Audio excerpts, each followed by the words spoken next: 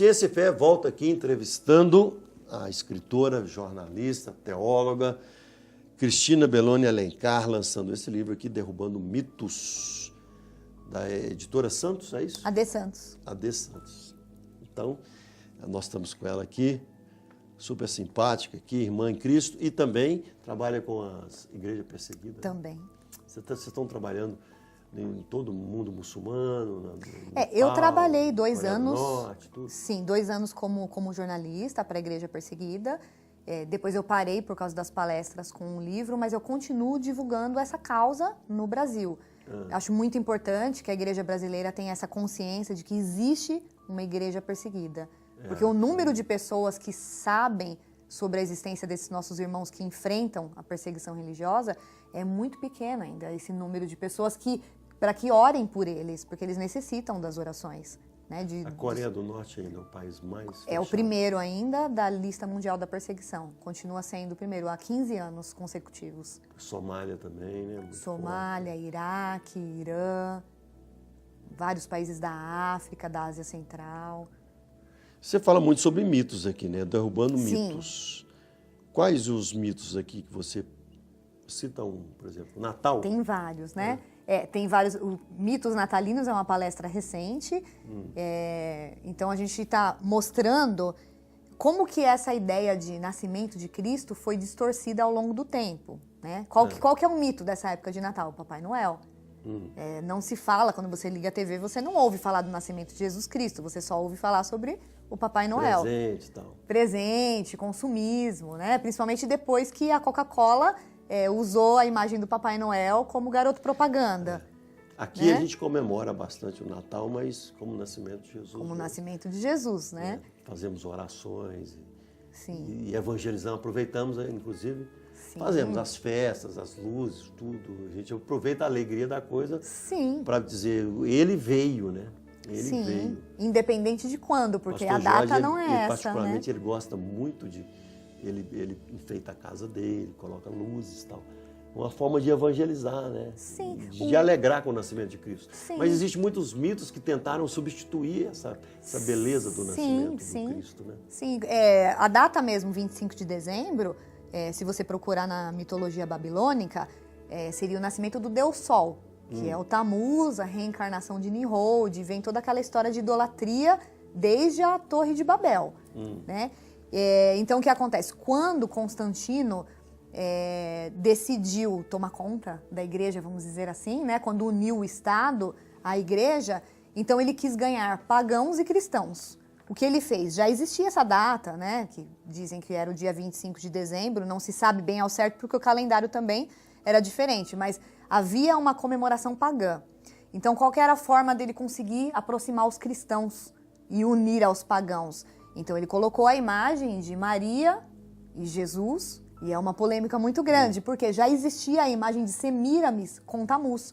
Biblicamente falando, o que os cristãos prezavam pelo quê? A imagem de Jesus Cristo, Deus, Jesus Cristo e Espírito Santo. Nunca teve essa imagem de mãe e filho. Ele levou isso para dentro da igreja e misturou tudo. Bate mais ou menos com a questão do comecinho da mariolatria, né? Exatamente. É um assunto complicado. Aquela conversão forçada de bárbaros que trazia como deusas, deuses femininos, deusas, né? São deusas. Então houve uma espécie de uma elevação de alguém feminino dentre os 12 ali, que quase na condição de Deus, e isso com o tempo vai virando toda essa estrutura mariolatra hoje. Né? Sim, e aí veio o quê? A Idade das Trevas, né? A Idade Média, de 500 a 1500, então durante 1000 anos o povo não teve acesso à Bíblia, nem acesso à informação, nem mais acesso à ciência, então foi um tempo de ignorância, né? E de negação da verdade para esse povo. Então, tudo o que o Império Romano atribuía à igreja, o povo era obrigado a aceitar. Foi um período muito difícil, só teve essa libertação depois de Martinho Lutero, quando rompeu a igreja mesmo, e veio o protestantismo. Foi quando veio um tempo diferente, né? Mas durante esse período, o povo sofreu bastante por falta de informação. A perseguição da igreja, lógico, foi ruim, cruel. Mas também a união da igreja com o Estado, a partir de Constantino, trouxe trouxe algumas coisas boas, como a confecção do cânon, né, da Bíblia em si, o cânon, o primeiro concílio, né, em 326 depois de Cristo. Havia vários concílios. Pôde combater o gnosticismo, algumas teorias gnósticas e teorias que até mexiam na questão da Trindade. Teve essa vantagem, mas também teve a desvantagem de exaltar algumas teorias que depois vai se transformar nesse catolicismo romano, que na chamada, né, no feudalismo, toma essa característica de um Estado religioso tão forte que qualquer oposição seria motivo de morte. Inclusive a Bíblia, a própria missa era em latim. Rezada em latim, né? As pessoas não entendiam nada. E os cientistas eram perseguidos e mortos, né? Como hereges. Sim. Quer dizer, aí criou-se também uma indisposição entre a ciência e a fé, já que estamos falando de ciência e fé. Sim. E depois disso veio o quê? O iluminismo, né? Esse movimento que... Uma retomada da racionalidade. Exatamente. Então vamos usar o nosso cérebro, mas vamos colocar a Bíblia de lado a partir de agora. E foi então que veio a secularização, o ateísmo. As pessoas também ficaram revoltadas com tudo aquilo que aconteceu, com aquele domínio, né, do governo e a igreja. As pessoas passaram a ver a igreja de uma maneira totalmente negativa. Então, as pessoas tinham uma motivação para isso, né? Para querer sair da religião. Então, entrou o mundo secular e tudo que era a esfera de fé passou a ser chamado de religião, né? Então, a separação foi exatamente nessa época. Depois disso, já veio Charles Darwin, né? Com esse chão para ele pisar.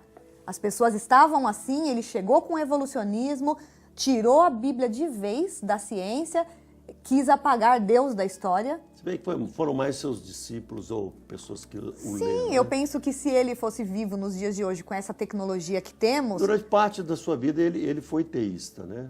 Eu acho que no finalzinho da vida que ele... 2 anos antes da morte dele, ele escreveu uma resposta para um advogado que o questionou, que ele queria saber se ele realmente acreditava ou não na Bíblia.